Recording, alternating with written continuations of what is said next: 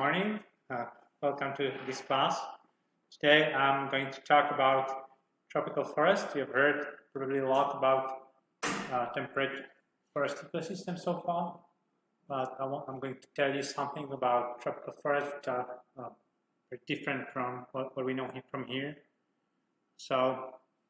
And also tropical forests are under serious threat these days, so it's good to know something about them.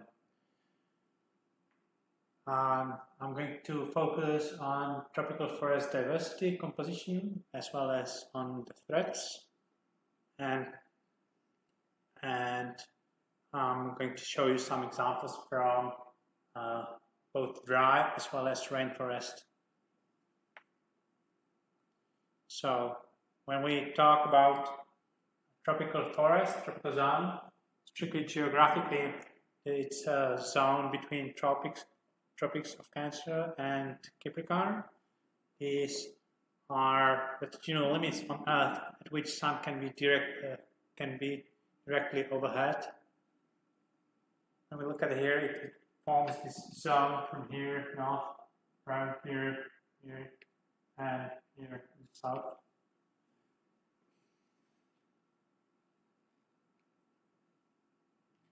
But tropics do not follow strictly this zone because there are climatic conditions. So more common is to define tropics based on climatic features. So according to Köppen classification, tropics is where all months of the year have mean temperature over 17 degrees Celsius. When we look here on the map, you can see that dark blue is tropical rainforest zone, and then lighter blue are drier forests, but all are tropical forests.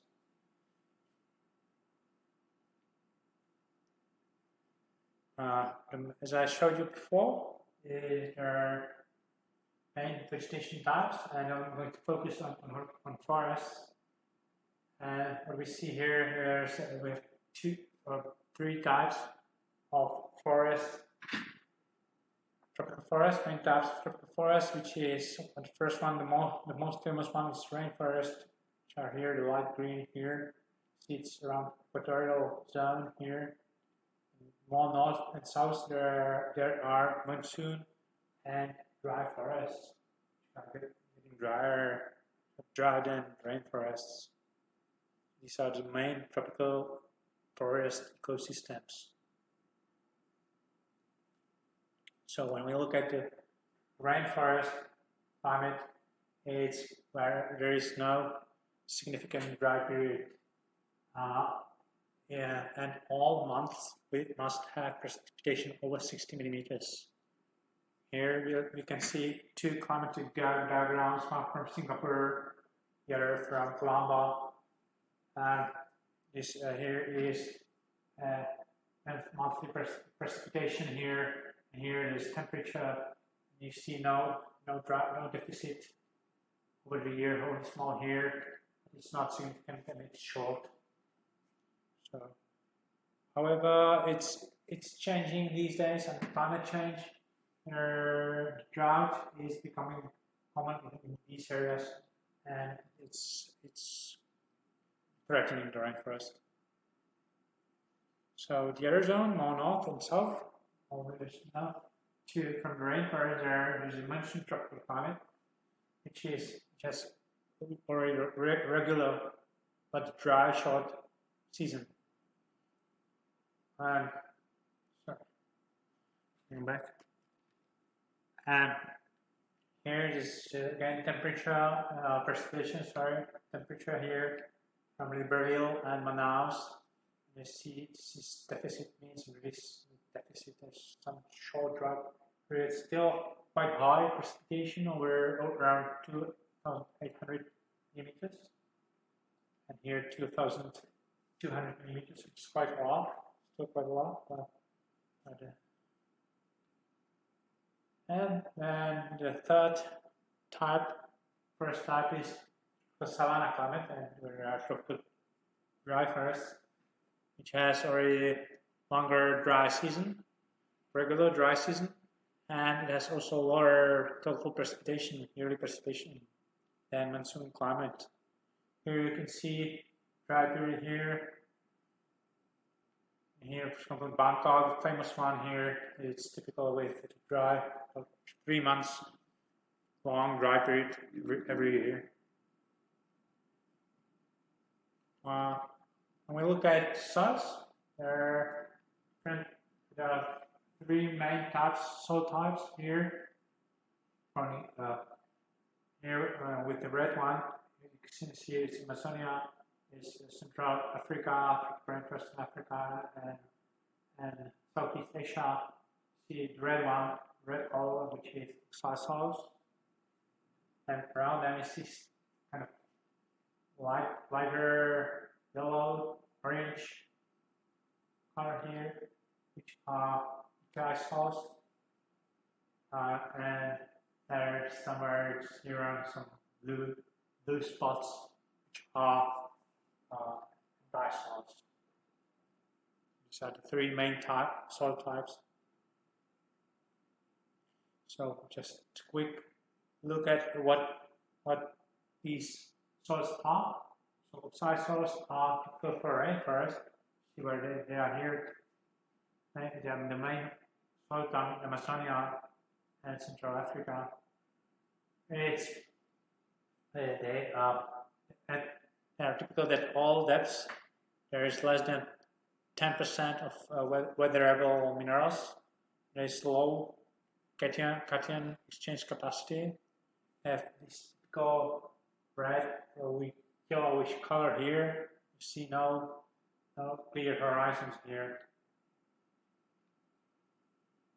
And there are these eudiasols, which are also typical for humid areas. You see more of them here in Asia, Southeast Asia, and they are typical for but with the feature that they're acidic, quite acidic, the pH lower than 5. They're typical with accumulation of iron oxide, which gives it a red color here, and they don't have much nutrients in them. So you can see here, it's here, it's down, it's also here. And but you can see, I'm going back to,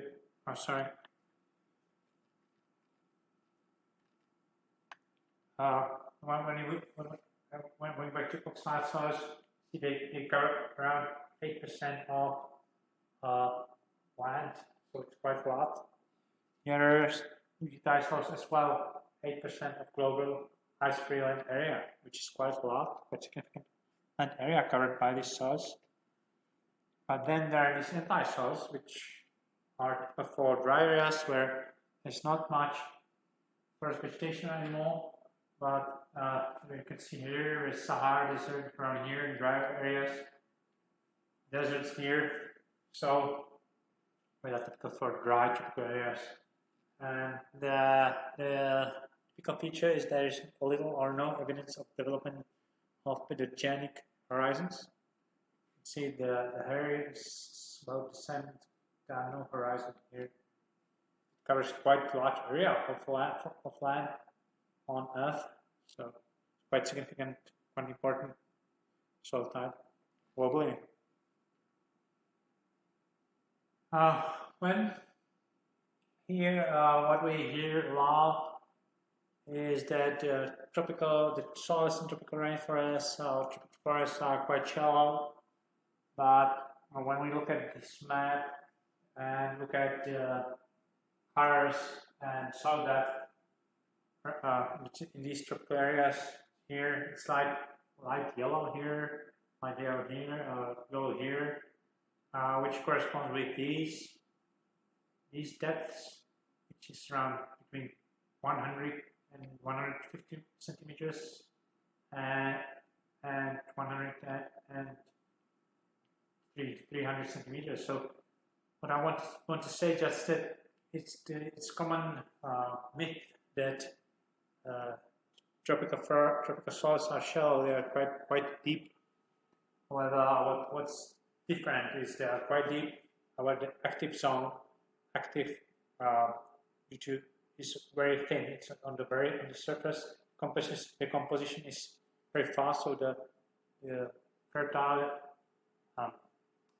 active soil layer is only a small layer on the top soil. So when we talk about tropics, we always come about thinking about diversity.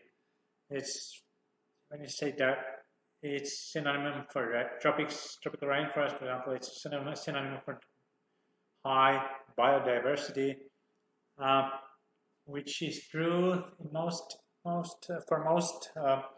organisms. It's also there are these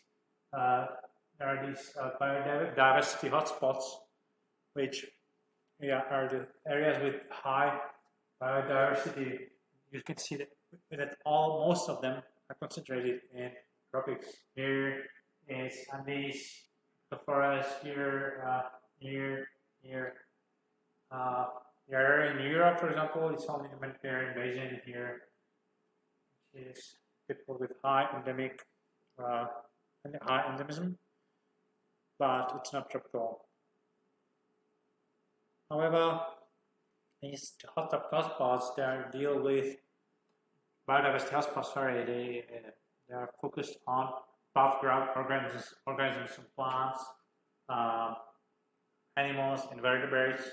However, when we look at what we didn't know until recently, is that in tropics, below ground, the diversity patterns may be quite different.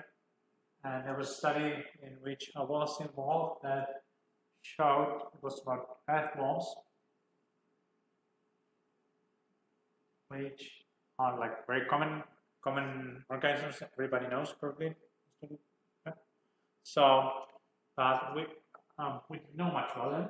So there was a big study by Phillips and their colleagues, published recently in Science, that showed that actually the highest diversity of earthworms was in temperate regions. Here, which is in South America, very south of South America, in Australia, and here in part of the United States. When we look at here, I didn't present with a darker color the lower earthworms diversity. So the lighter color means higher diversity. It ranges from 1 to 6, which is not high, but still. So we look at the tropical areas. Most of them are very dark or white. So the diversity, the species richness of these areas would be around 1 and 2 species per sample area per hectare. The same is for number of individuals, surprisingly abundance of earthworms, where again the darker color, the lower abundance of earthworms, ranging from 5 to 150. And again, same pattern, dark here, for example here, the darkest tropics means lowest abundance of earthworms. Then you can see light colors here in temperate zones. It's in Europe and in South America and South New Zealand here, that show that there's much higher abundance of earthworms. So, and this is one example of recent studies. There's studies on bacteria and soil bacteria, as well as other nematodes. Similar patterns. So generally we talk about the gradient, the latitudinal gradient, that towards tropics the diversity increases, but these studies show that it's true for above ground organisms, but below ground organisms may be very different. And considering that the climate is getting warmer due to climate change, you see that these increasing temperatures and shifts in climate zones due to climate change may cause quite decline in earthworms diversity as well as abundance. reason for that, that we have, it's quite sounds strange that we have very super diverse super high tree diversity in these rainforests here, but very low earthworms diversity, which feed on the litter mainly of the vegetation. So that more species, we always expect more earthworms, but I think it's really related to the soil layer, the active soil layer I talked about previously, that it's very thin, and because of the high temperatures, high humidity, nutrient cycle decomposition is very fast, and all the nutrients from litter are quickly used up. So there's only one very thin layer where earthworms may live. However, so not much habitat for them. However, there are many questions about earthworms in tropics because many of them are not known, and also there's a suggestion that the earthworms beta I was talking about alpha diversity. It's the number of species you can find in one spot. When you sample one spot, one area, one stand, you'll find probably between this amount of earthworms and this number of species. However, when we look at a larger scale and consider beta diversity, might be higher in the tropics, where locally there's only one species, but they vary. They are quite endemic, might be. And on the graduate scale, the diversity may be higher. Whereas in temperate zones, the per area, the number of species as well as abundance are higher, but the species composition doesn't change much. So it's enough about earthworms. And there's this vegetation.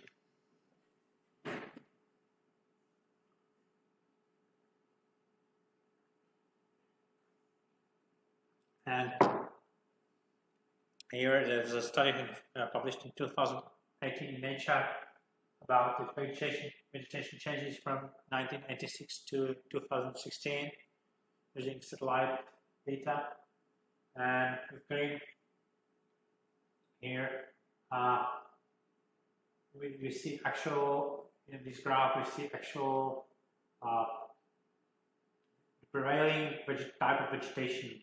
So when it's TC green is tree cover, so the areas which are green here are dominated by trees.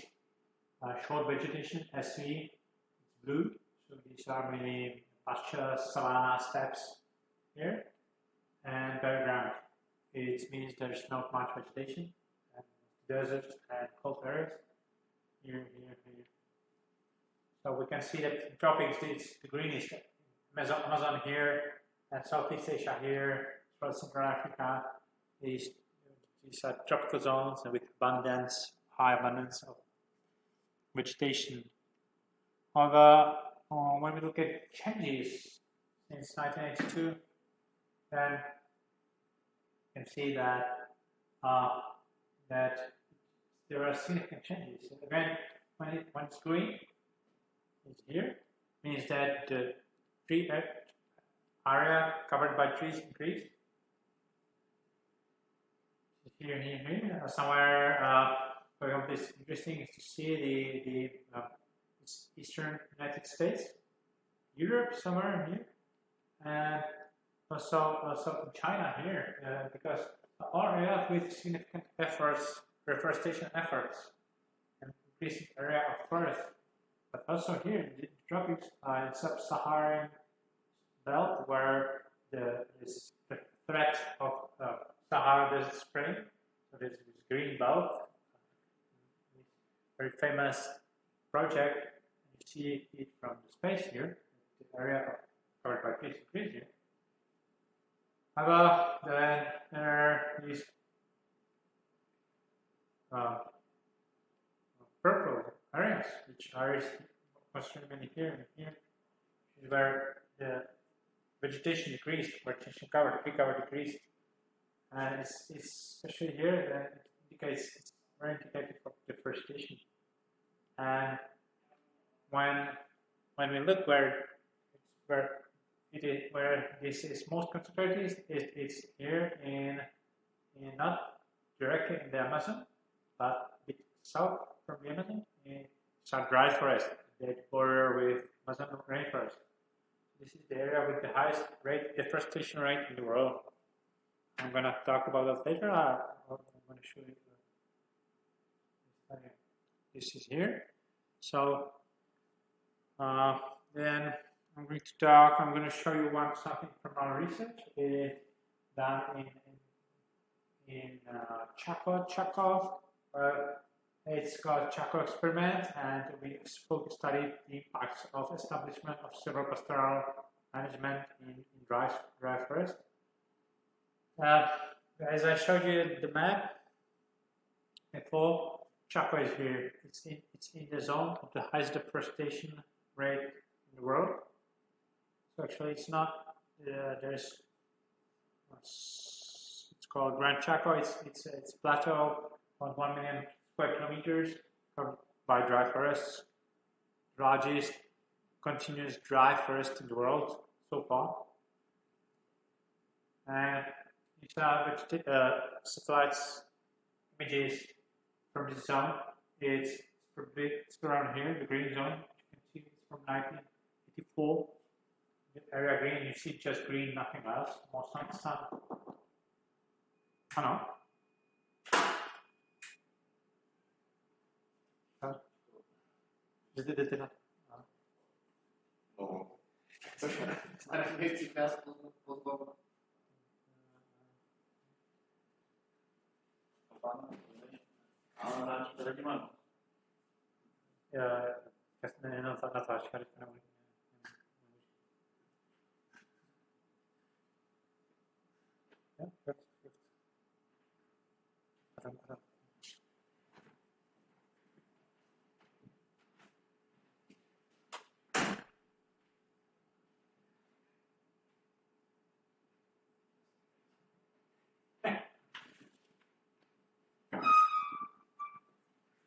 So, sorry for the interruption.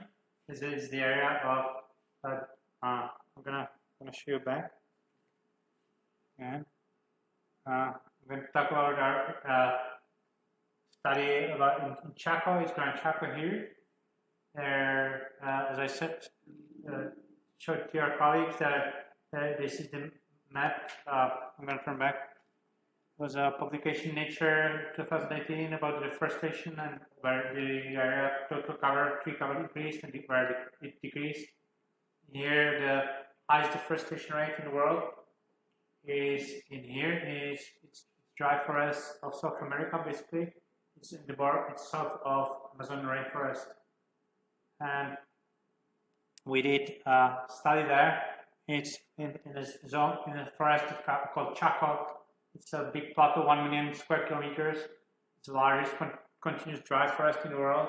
Where and we studied the impacts of establishment of silvopastoral management in these forests, in untouched forests. And as I showed the deforestation, this is from supply image from 1984, where you see it's around here, Chaco here. You see green. It was basically continuous forest short time ago. It was still huge forest, but when we go further, you see some pet fragments here that are deforested, and going further here, you see already it's been about half of it has been deforested so far in only 20 years, something like that. And so, however, even despite this deforestation, still some areas remain, but there's a high pressure to turn these forests into pastures, because these areas are good for cattle pasturing. So, and we studied an experiment here. It was a big experiment in collaboration with Argentinian colleagues, where our undisturbed forest, undisturbed dry Chaco forest was divided. It's around 60 hectares here into blocks, and there were different treatments, because the problem there with the utilization of these forests is that there's a thick layer of shrubs which is impenetrable for cattle, so they can't go in, and there's not much herb vegetation which is the forage for the cattle. So to make it usable for pasture, they go with this roll chopper. It's called roll chopper, which is this thing that is dragged by tractor through the vegetation, and it has blades here and cuts all the vegetation away. But they keep some of the big trees, they keep there, so it's kind of mixed agroforestry system. And so what they did, they went with this called roll chopping. They did once or twice, depending on treatment. Here, but they left untreated blocks as control, and there were controls also around this. So this is the area. So in these blocks we set up plots. So as I said, the goal was to reduce mainly shrub density and support herbaceous vegetation. This is how it looks when you go there. You must need special clothes because it's very shrubby, very thorny. So, and temperatures are around 45 degrees in summer, so it's very, very hot. So when they go through it with the road chopper, they leave like that, maybe quite open. But still, you see lots of resprouting here. So there was bigger resprouting. Here there is the area which is untreated, controlled, so you can see the difference. And what we did there was, in the experimental blocks, we set up the plots in blocks that have been road chopped once, twice, or no, never. And we measured vegetations in circular plots, the radius of 9 meters using field map. It's quite hard. Shrubs, and we sampled herb vegetation. We sampled it in 4 subplots, which were in 4 directions. One from the center of the plot, and the size was 1 by 1 meter. And we take 2 hemispherical photos, and also wrote a script that calculates some neighborhood statistics with the plots, so we can work both on the plot level as well as on the individual level. So there was this one publication which was called Chop or Not to Chop, but this road chopping, we can read about that in there. Basically what we found out is that the diversity hasn't been affected much by this massive treatment, massive disturbance. Actually here there are the so-called diversity curves, because classical diversity indices don't range from species richness, which doesn't account for evenness. But on the other hand, there's evenness, strong emphasis on evenness, and it may vary from depending on what you want to ask, what you want to know. You choose diversity index. But here we have ranges from 0, which is basic species richness, and here going further right, it goes to the evenness. However, it doesn't make much sense to explain, but you see that there are different curves for different treatments, but they are overlap quite a lot. Which means there's no difference. We don't need statistics to test that. It's alpha diversity. So we concluded that regarding woody vegetation, there was no effect on the diversity, alpha diversity. When it comes to beta diversity, also of the shrub layer, the layer that was destroyed quite a lot by the drought chopping. Basically, nothing was left. This beta diversity actually increased. This higher curve is for plots that were road chopped twice, so the most intense treatment. So diversity actually increased beta diversity, but not much. And you can also when this biodiversity corresponds with this heterogeneity, which you can show as a distance from the centroid, its coordination statistics. And actually, the more spread there is, the greater heterogeneity there is. And there are control posts, small heterogeneity, road trip once greater heterogeneity, and road trip twice much greater heterogeneity. So you can see that the road trip actually increased heterogeneity, what you can expect, nothing surprising. So surprisingly, this massive destruction of woody vegetation, massive disturbance, there's almost no change in woody plant diversity and composition. When we look at the understory, as I'm working on actually now, there's not much change neither on the vegetation. It's surprising when you destroy all above ground, most of the background biomass of woody vegetation, we expect some changes. However, there's we correlated with number of shrubs per plot, as well as with tree crown cover. So we separated shrubs and trees, and the effects on the native plants cover, and it doesn't change almost. It's not significant. When there are no confidence intervals, it's not significant. Only there was, I didn't mention that when they road chop the woody vegetation, they seed panicum. It's non-native grass from Africa with high rapid growth and high productivity, so it's a good forage for cattle.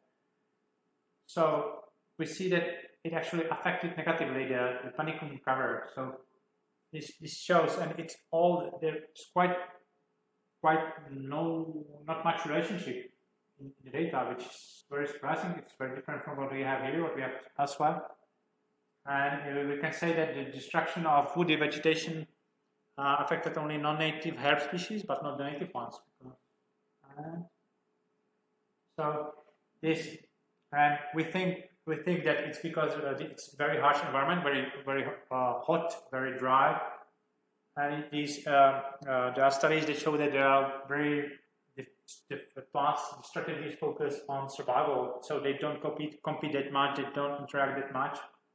So and what we see here, and the conclusion is that the weak plant interactions strongly support the resilience of the dry forest, because this means that this massive change, it's not that they destroy the forest, they leave some of it, but it still maintains the diversity, the functions of the forest. So the harm is not really serious. So we can combine somehow the forest management, human management, as well as biodiversity conservation in this forest. So this was one of the, I was optimistic with this, but I'm going to show different example how I want to show that when we look at the impacts, the threats to forest, it doesn't work the same in rainforest and in dry forest. This was dry forest, what I showed now, but now I'll show what tropic rainforest, where it's very different. And I didn't mention also that the dry forests are quite species poor. There are about 15 woody species and 15 herb species. When we talk, I'll show, but Borneo, there are hundreds of species, so it's different. So the second example I'm going to show you is study general, namely tree diversity composition and resilience, climate change along logging gradient in Bornean lowland forest.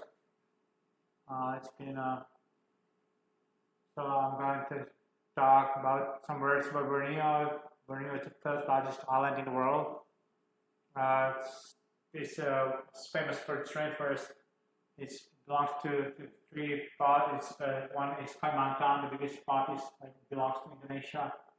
And there are two regions, Sabah and Sarawak, which belong to Malaysia, and Brunei, which is an independent state.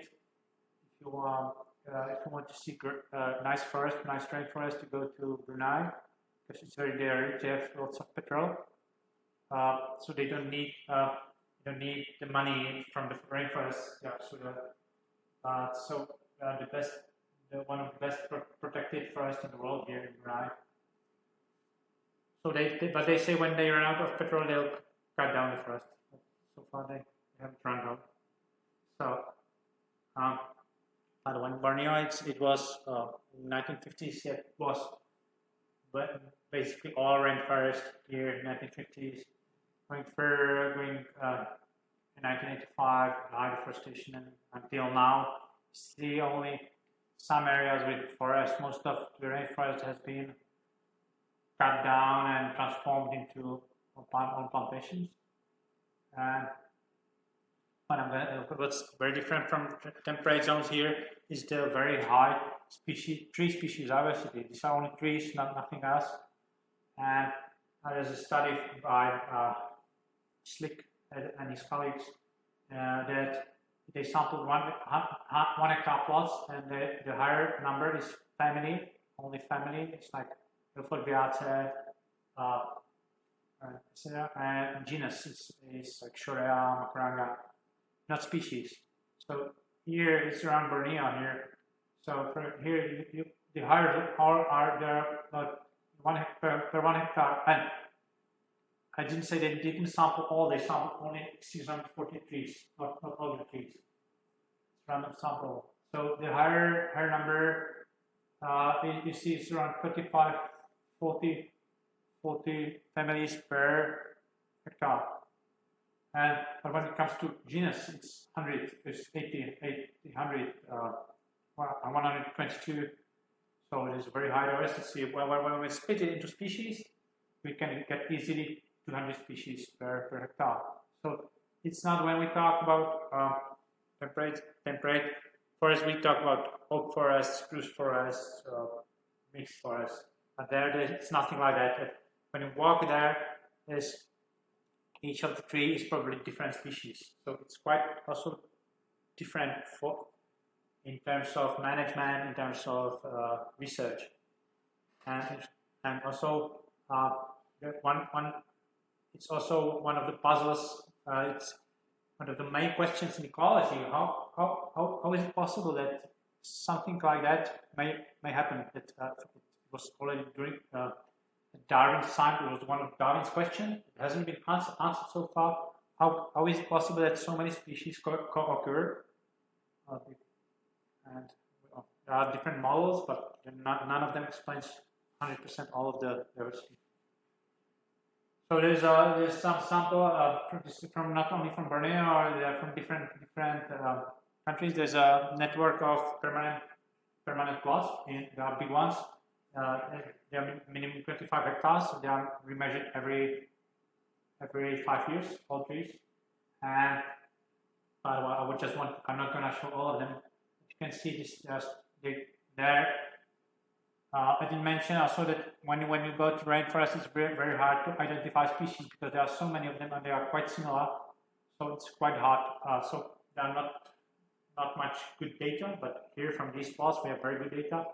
And they found 245 species in Lambir. It's Malaysia, Pasok as well, Malaysia. But yeah, the highest number was found in Yasuni in Ecuador, in Amazonia. When we look at the whole plot, 25 hectares, there are 854 species of trees only. Yeah, here at 20. So it's massive diversity. What's going on with the forest there that I showed that it's disappearing is that it has been transformed into all palm plantations. This is when you fly over Borneo, you see that basically. The bad thing is that you don't see any fragments of original vegetation. It's all everywhere. Even if you go to mainland, this is Borneo, Malaysia, Sabah, Malaysian part. But if you go to mainland, you see the same thing. It's all plantation without any vegetation. It's hard to find native species in there. And the reason is the oil palm.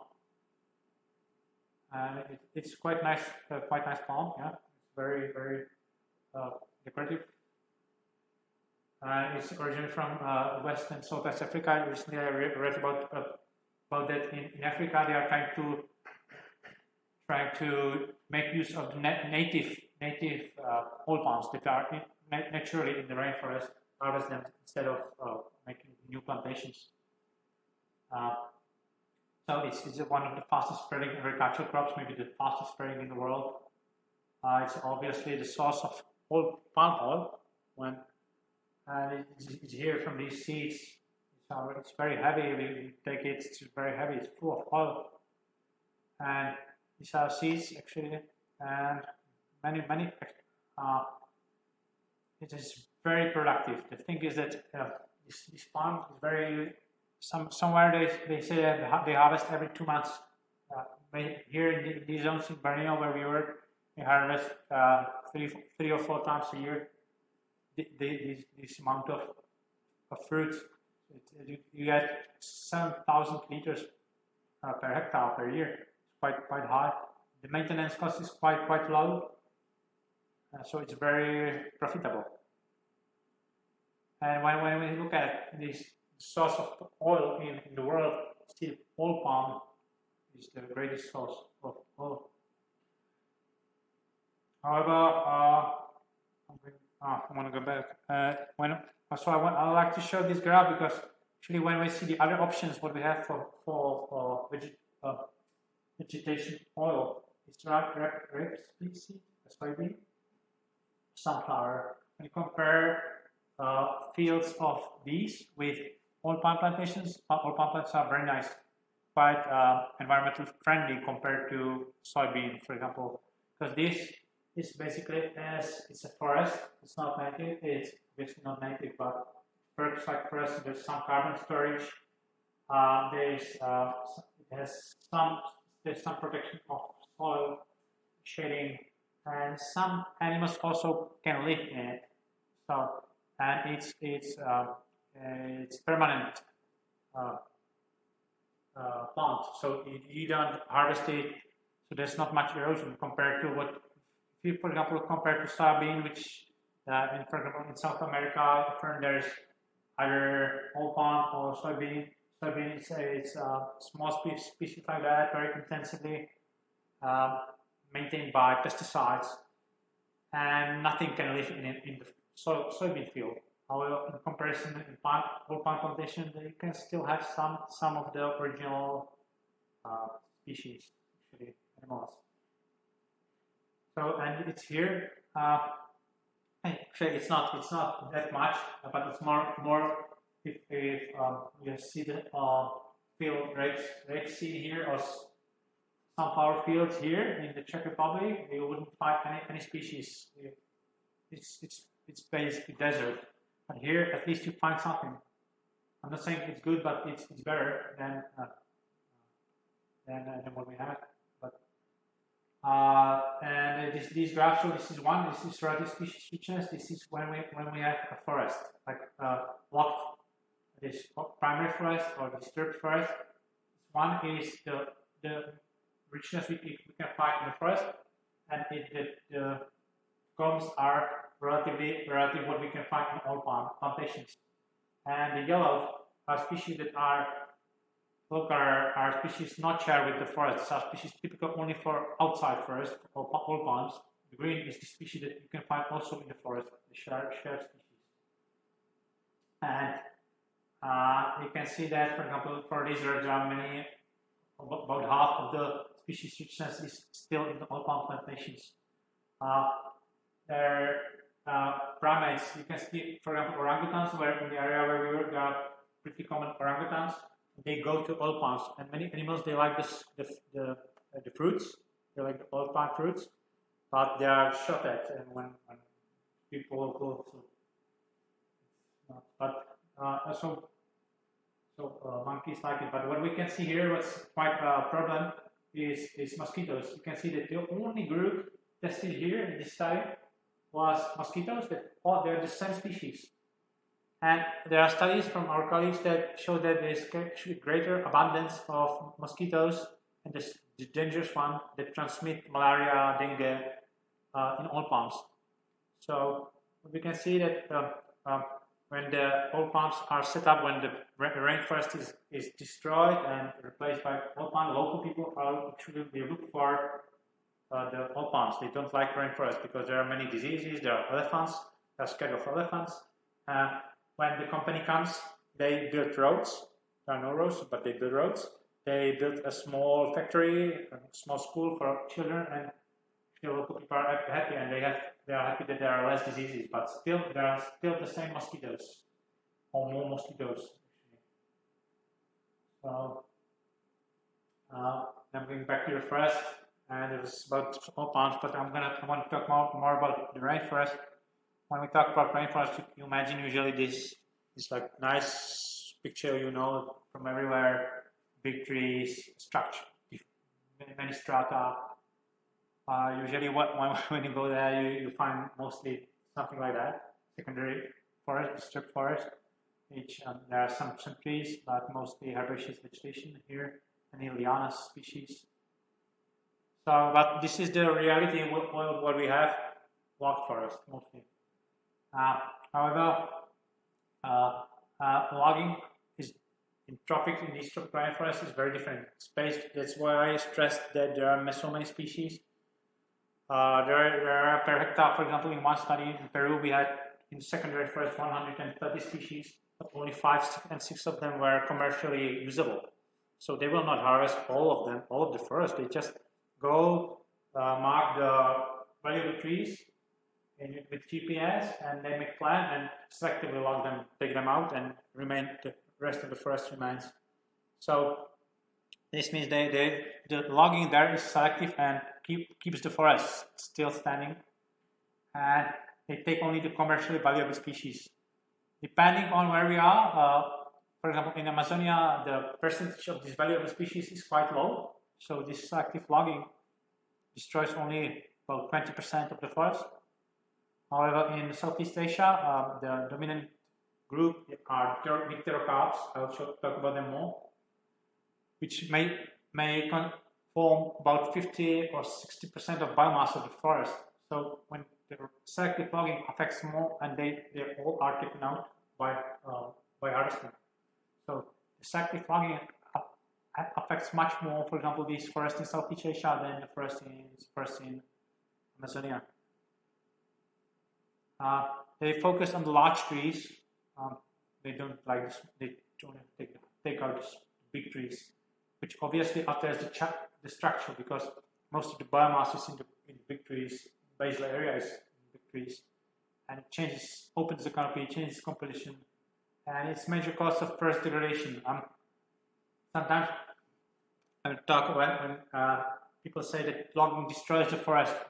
The logging destroys the forest when they want to transform it into pasture or field, and they destroy it all. But when they only log value for money, they only take the valuable species. So it's very different. We have to distinguish land transformation or just logging. Logging is not that bad as is land transformation. As I said, it's most intensive in Southeast Asia due to the dipterocarps dominance. So mostly when you are there, it looks like this. It's tropical. This is the secondary forest. It's what's left, and it's not that bad. It's not like here, clear cut here. But it varies. I will show that it varies. So the secondary forest, the majority of the forest now are tropical rainforest. When you see tropical rainforest on maps, most of these forests are shaped by the secondary forest. Reason also when you go to the forest, when you see that there are no big trees when you go to the forest, and when you talk to local people around, they say, oh, they have been harvested because they are valuable. So, and local people are usually poor. So when they know about some valuable tree, they go to harvesters, to foresters. They say, oh, and they pay them, and they take it out. So actually, they feed their families, so that wherever there is a valuable tree, they harvest it. So this is the reason also. This is from Southeast Asia, and again, the yellow is the degraded forest, green is the primary forest.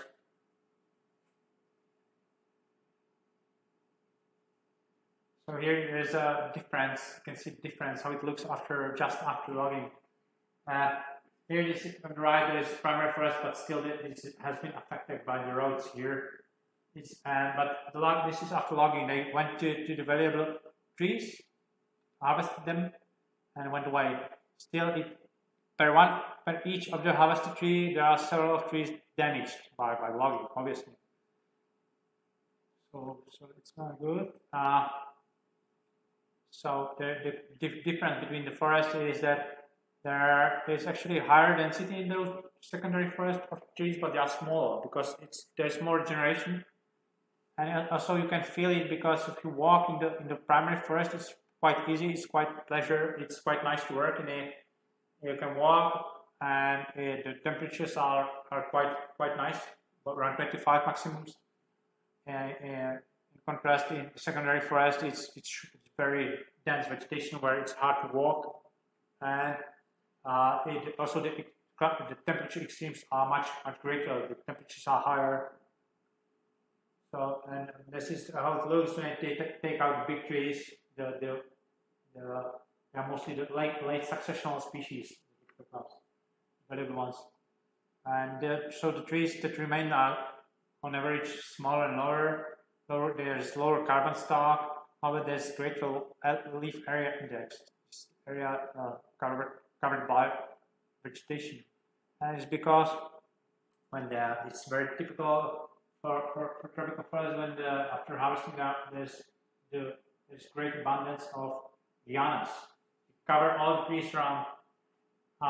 It's quite a big topic in tropics. What they do, we don't know much about them. People think they are bad, but you see trees covered by lianas. So this is very typical for secondary forest.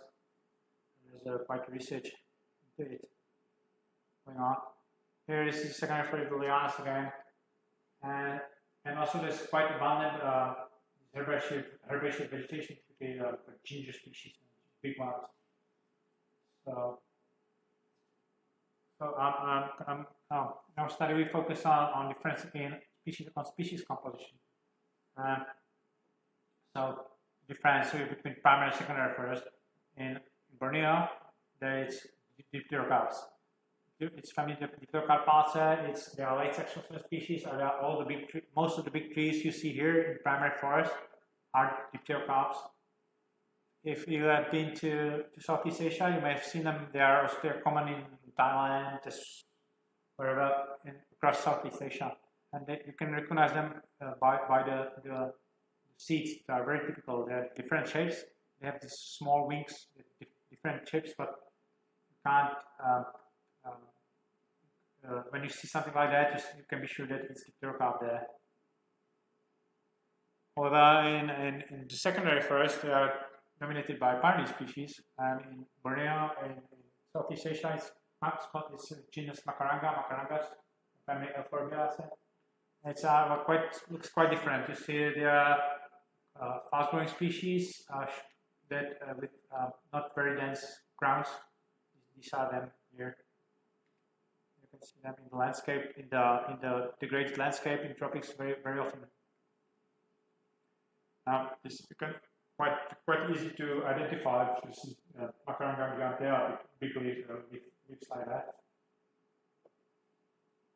So in our study, when we talk about more about the case study, and what we study is the logging affects tree composition. However, it's not that we know that it affects composition because we take out some species, we change the composition. However, the more important question is how quickly the forest recover, and this is very important. And so when we expect the species composition that it changes due to logging, how this change affects tree growth rates and forest resistance to drought.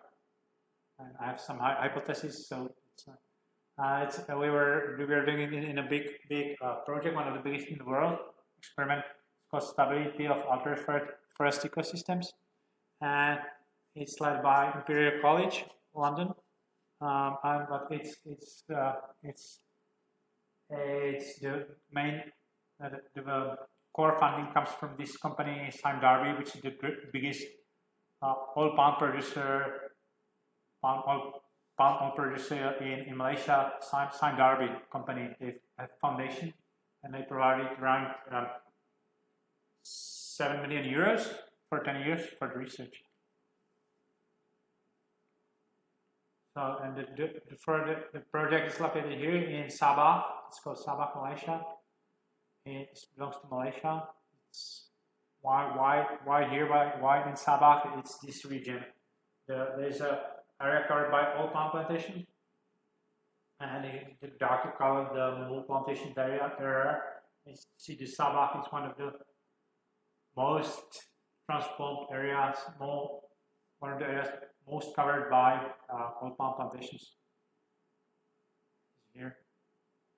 So as I said, it's one of the largest work experiments in the world.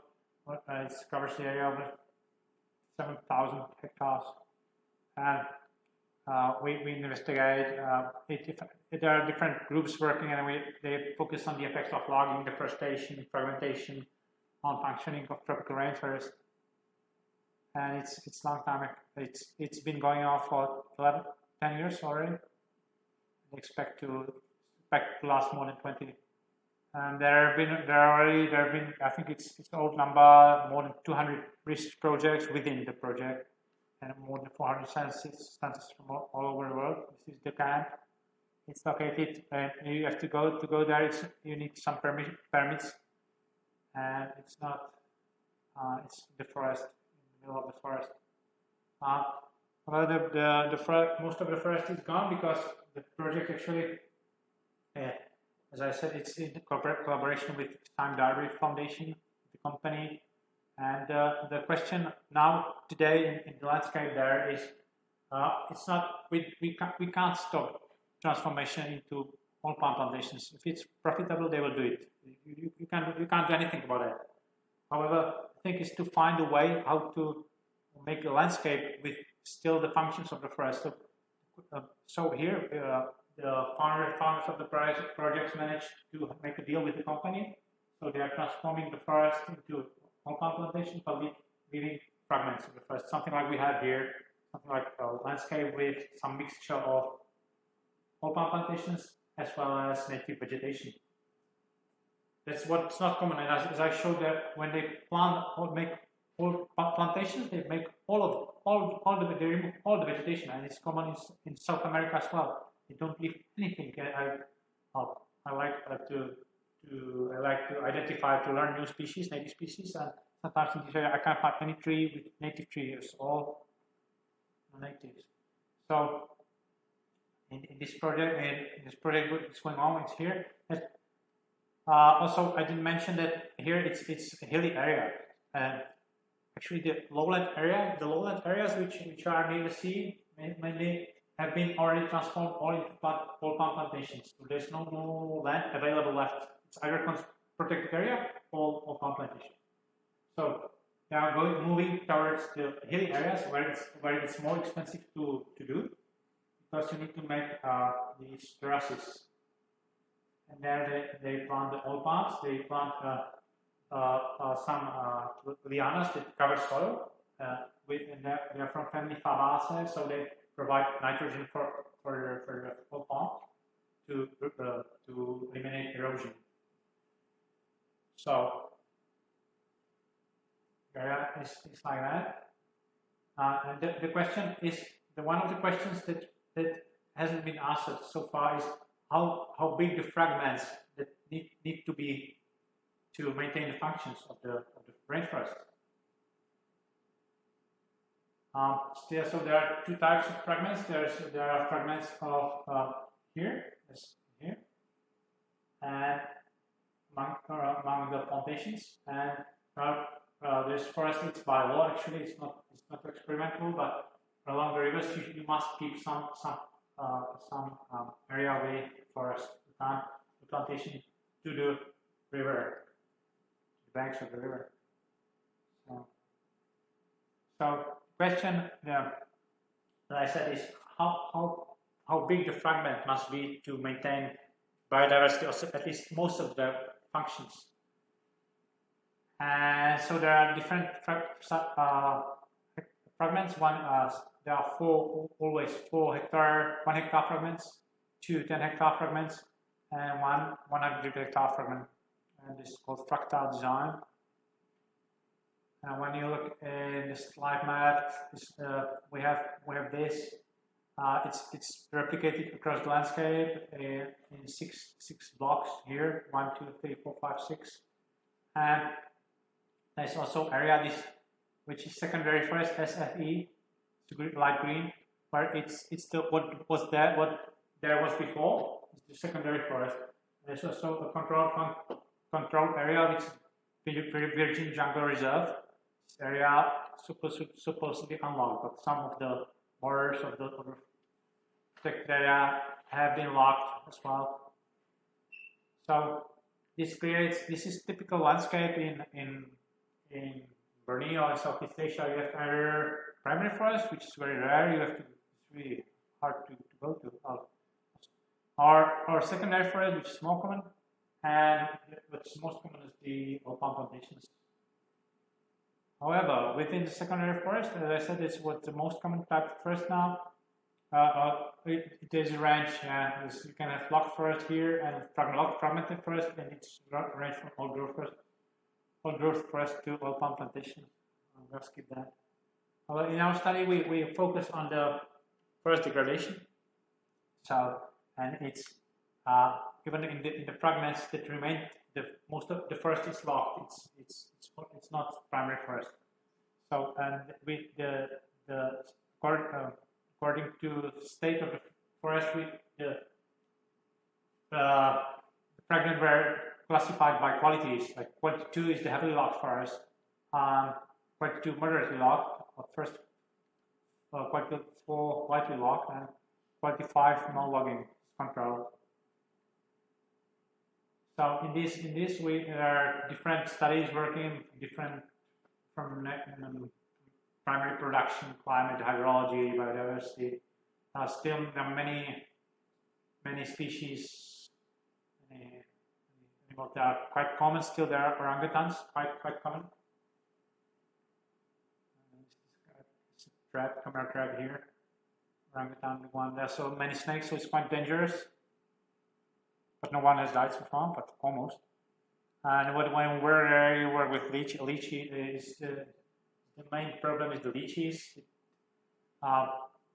Because of them, you have to wear lots of clothes. It's warm, but you have to have some special clothes to protect yourself from the lychees. So it makes it more unpleasant to work. So about our study, we work in 38 plots. They are 25 by 25 meters each in 4 blocks. And one is the LFE, which is the secondary forest. One is block B, block E, and Virgin Jungle Reserve as control. We measure all trees with dBH greater than 1 centimeter. And we measure it yearly since 2011. And when it sounds here, it wouldn't be not really special data set. For tropics, it's quite one of the best you can have. Actually, because when people talk a lot about rainforest, about protection, about threats, but when you want good data, you don't get any. There are no tree rings in the trees, so you can't have tree. There are tree rings, but they not correspond with years, so you can't have it like here that you call trees. Moving there, it's harder. There are really not many roads. You have to walk a lot. You need local people. It's also expensive to go to, and so people typically remeasure trees every 5 years. However, when you have for growth, it's not enough because there are some dry seasons there, but they occur once in 5 years, and they last for one or 2 years. So with the 5 years period, you have only average over the 5 years. So with this is one of the best data set in Borneo and Rainforest. We collect samples, leaf samples, and store them. Then we remeasure the trees every year, but still you can see, for example, here the measurement error is quite large, depending on how the people put the diameter tape around the tree. We work with local people, unique locals. They are employees of the project, but you have to pay them separately. So they play lots of games on on mobile phones actually. What you know is it's the field map. We measure all the trees. Measure first year all the plots, all the trees by using field map. And very most of you know have heard about that. This technology combines laser. I'll just skip that way. Compass and computer. And with that, when you put it together and this machine, and you need a second guy who stands next to a tree you want to measure, and you shoot with the laser, the reflector, the second guy, and it automatically measures the distance and the position very precisely. So using that, we easily get nice maps. You can get some attributes to that, like dBH, height, whatever.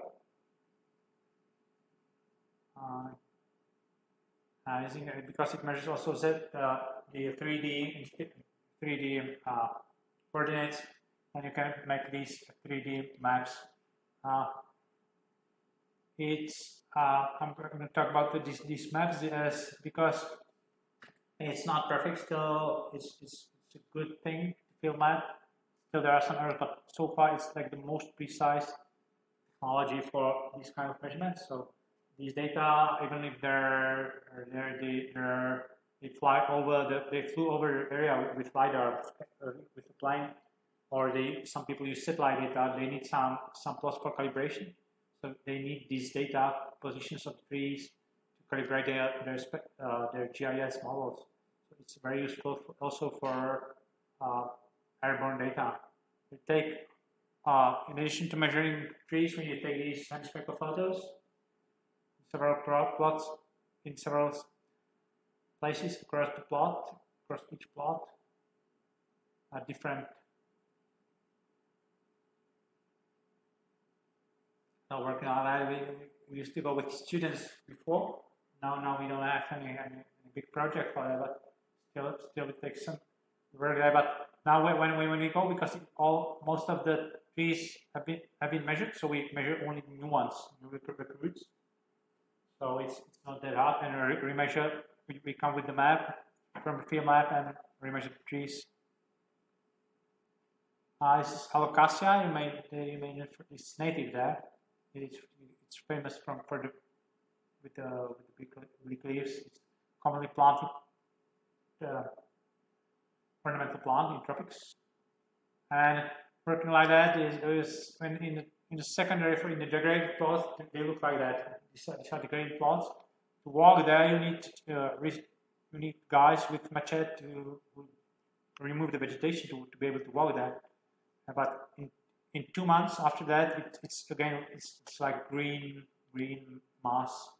You can't walk through. So it's really hard. This is the secondary degraded forest. It's very unpleasant to work in. So I'm going to show you some of the results. So actually what it's the effects of logging on diversity, because we have the logging gradient, we can test the effects on diversity. And it's not surprising that unlocked forests had higher genus diversity or diversity in large trees, but lowest in small trees, because unlocked forests, in the locked forest, the big trees have been cut away. So it's obviously there's low, and specifically some species. So it's not surprising. And obviously, when there is lower abundance of big trees, the small trees regeneration can has better conditions for growth. So there's more vegetation. However, what's interesting is that there's not much change. We've been measuring it from 2011 until now, basically, and there's been no change. There's again there are some.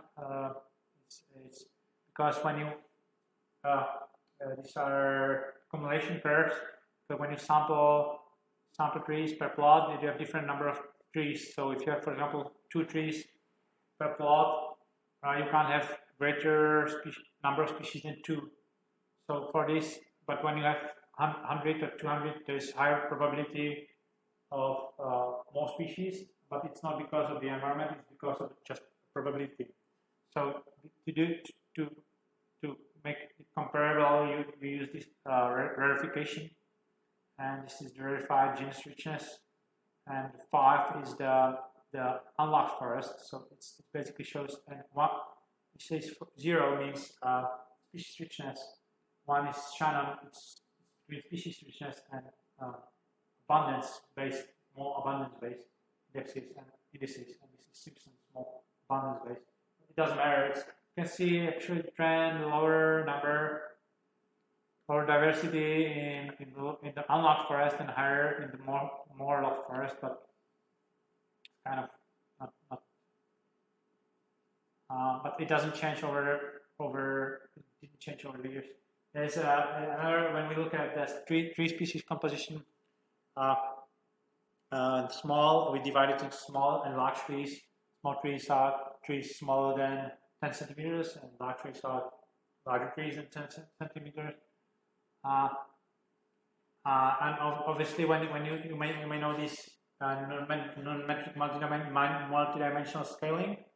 So when you want to, there's one thing is diversity, but the other thing is composition. We can have same diversity, same number of species, but very different composition. To test this, we use these models, coordination models. This is one of them, and basically the figures here are like pictures. You don't take them too much like a statistics test, but we can run statistics test, but just it's nice exploratory way to see the differences in species composition. And the further away the different qualities are, the more different species composition. So here, the quality 2, the heavily logged forest, is separated spatially from 5. There's quite a difference in species composition in small trees. And it's also with the big trees, but it's not that large. But the intermediate qualities, like intermediate logging, somewhere between. You can see how when there are different intensities of shades, it's depending on year sample. But you see there's not much movement. There are some movements toward the quality 2, move a little bit towards 5, but not much, and it's not statistically significant.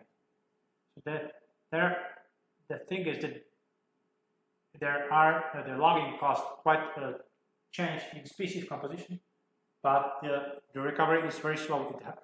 We haven't observed any significant pattern of recovery, so it's not good. When we the other way to see the dissimilarity are different years again, and this is dissimilarity of qualities 2, 3, and 5 from quality 5 from the unlocked forest. To compare all the quality to unlocked forest. So the higher dissimilarity, the higher number. So the quality 2, the most heavily locked forest is above all, and when the confidence interval don't overlap, it would come out statistically significant. It's like difference. So you see the qualities don't overlap. So, but okay, over the years there's been big difference. The the higher intensity of logging caused greater differences in species composition, but it doesn't change over the years. So it doesn't. There's no recovery, no improvement in forest quality. One would expect the tropical rainforest to be fast because all the growth, all the processes, decomposition, everything is very fast, but the recovery is very slow. So one would think when you look at these results, and one would think that there's not much going on. However, it's not true. It's that actually there's quite a lot going on. This is species turnover, how species change over time compared to the initial state. And the green, the most heavy log, light green here, they show that was quite a high species turnover, and it was increasing. So, and it was here for all the plots, but the greatest turnover was in the heavy log forest. So we can see that there are kind of processes that new species are coming and replacing the existing ones, but it does it doesn't, the succession doesn't go toward good quality forest. There's a name for it. The forest is kind of stuck in this bad phase, and now with the climate change, it's getting worse because the forest has been opened up, and it's getting warmer and drier, and opening the forest is also making warmer and drier. So these two effects together can make work kind of like ecosystem switch. It's quite talked about it in Amazon rainforest with the fires now. And they may change to species poor dry forest, something like that. Then when we look at base area of different groups, these are the qualities 2, 3, 4, 5 again. And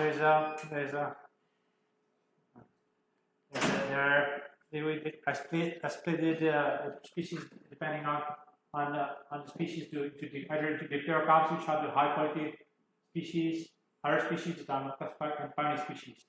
So the pioneer species are typical for disturbed areas like the Macarangas, and whereas the dipterocarps are typical for higher quality forest. But again, what you see here, this is years 14, 15, 18. You see no pattern. There's kind of decline here, no pattern, no significant pattern over the years. So there's no.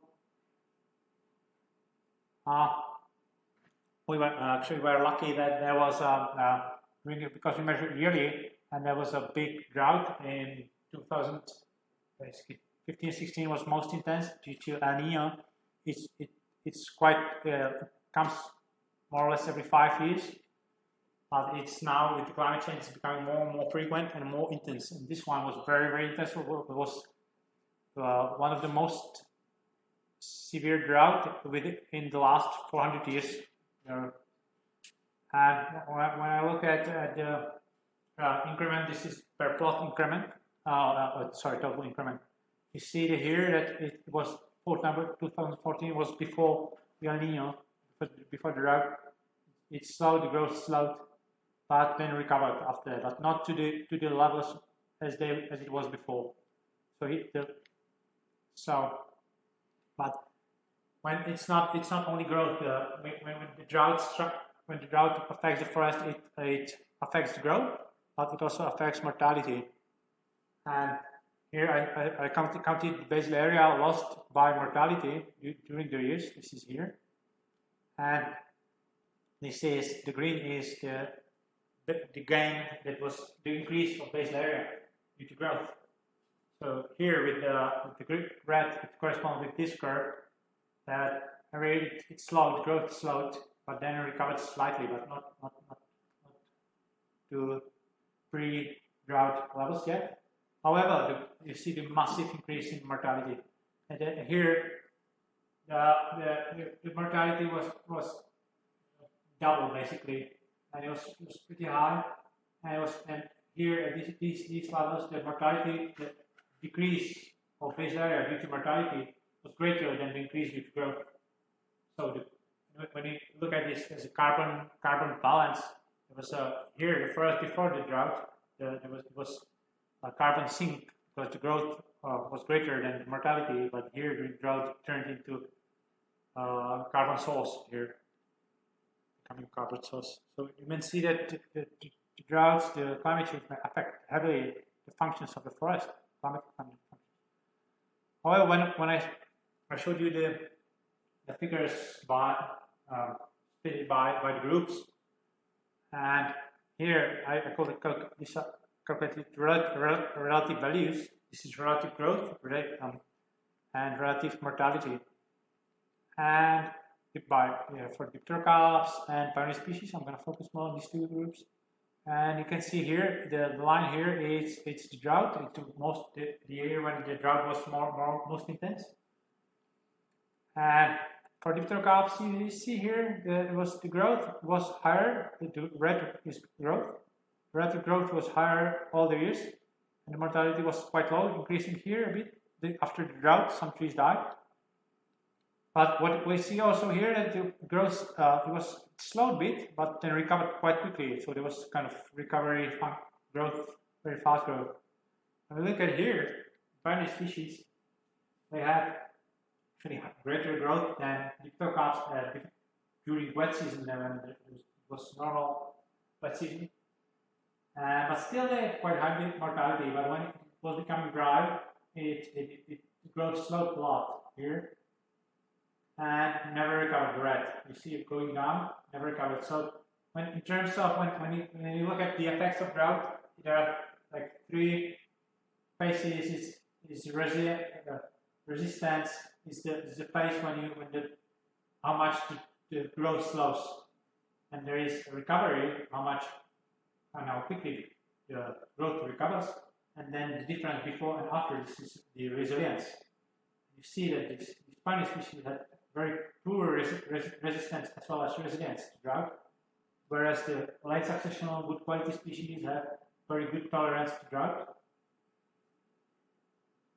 And when it was per plot analysis, now you're looking at individual trees, it's basically the same, but because you have more replication, you get a better, nicer result statistically. And it's dipterocarps, again, you see this decline, but recovery, quick recovery for dipterocarps red ones.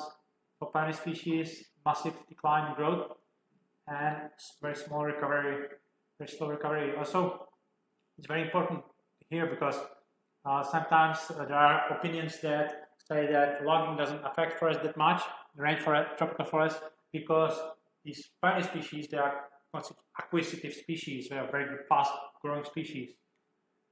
And so when the forest is harvested and the pioneer species come in and they grow quickly. Okay, we show that it's true, but when there is drought and it's going to become more and more common due to climate change, they grow slower than the good quality species.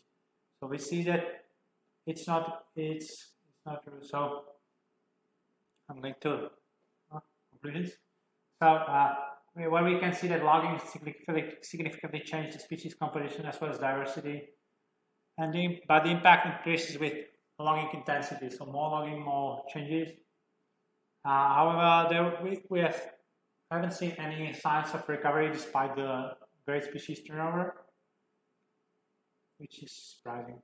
So it shows that, but the very important result is that the changes in species composition that are here lead to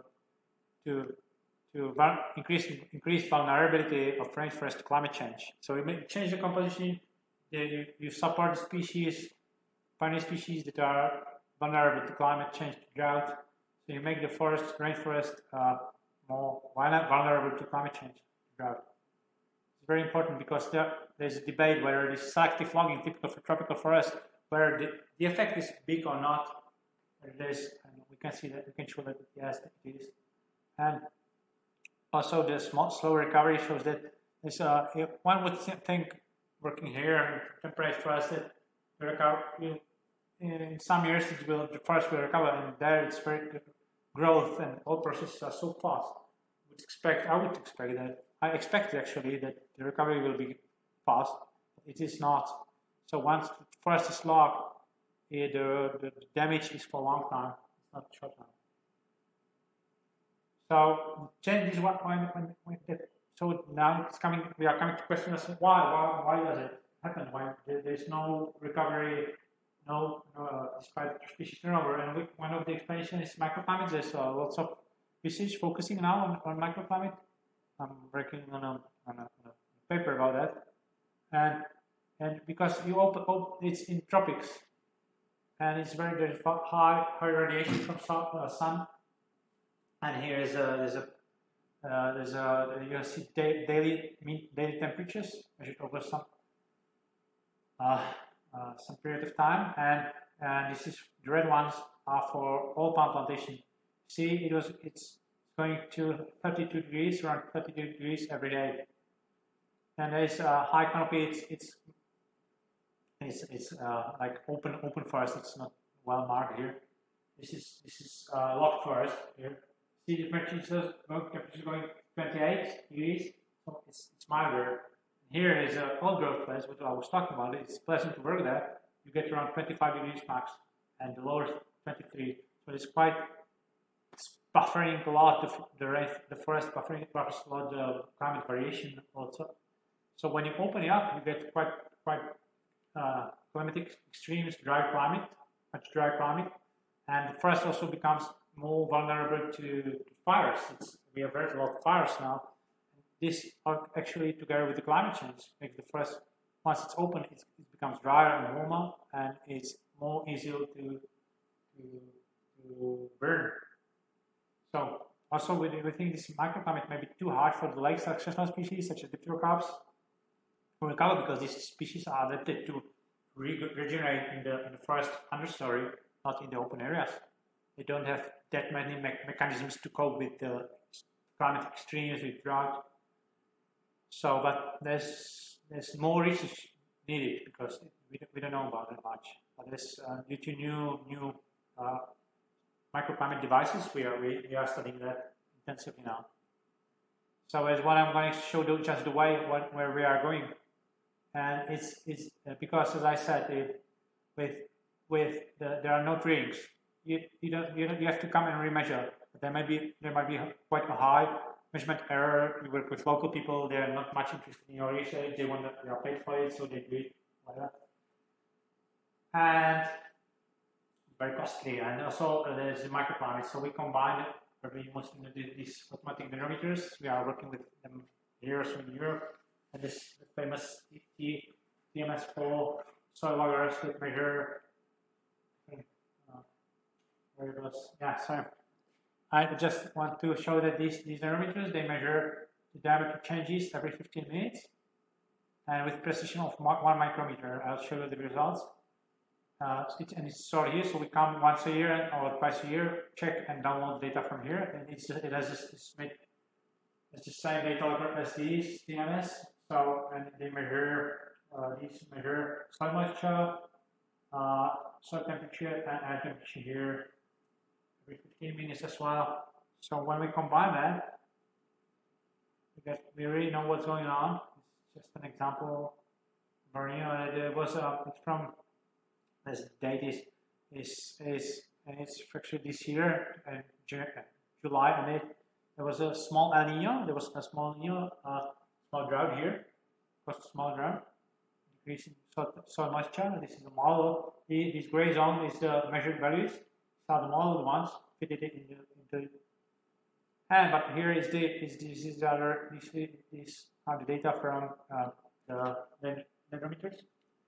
And actually, you can see how nicely it correlates with the soil moisture. And here the soil moisture went down. Now the drought started, and the trees growing fast here stopped growing. And when it rained again more, it got more humid, so it started growing. However, it was not. You see that some species after the drought, they started growing very fast, but mostly the blue ones. But the red ones, no. And so again, I'm going to the differences between the groups. Macaranga, this is the most typical, most abundant pioneer species. The red one. So they didn't recover the growth. Growth didn't recover. But Shora is the most common dipterocarp species there. It recovered easily.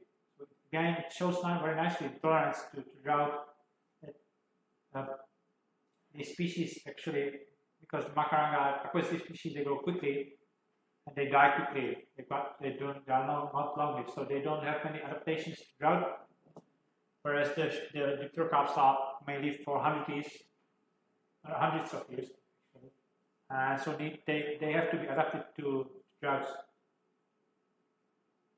So when you make it nicely, when you make like confidence intervals and model it, looks like that. The Shora, the pterocarps, recovering, first going more or less the same with the same rate, but then Shora recovered, whereas Macaranga not. Model, which is GM, generalized additive model here, it's showing the same thing. When we look at details, you can see what went on. For example, it's daily variation from the manometers. It's every day as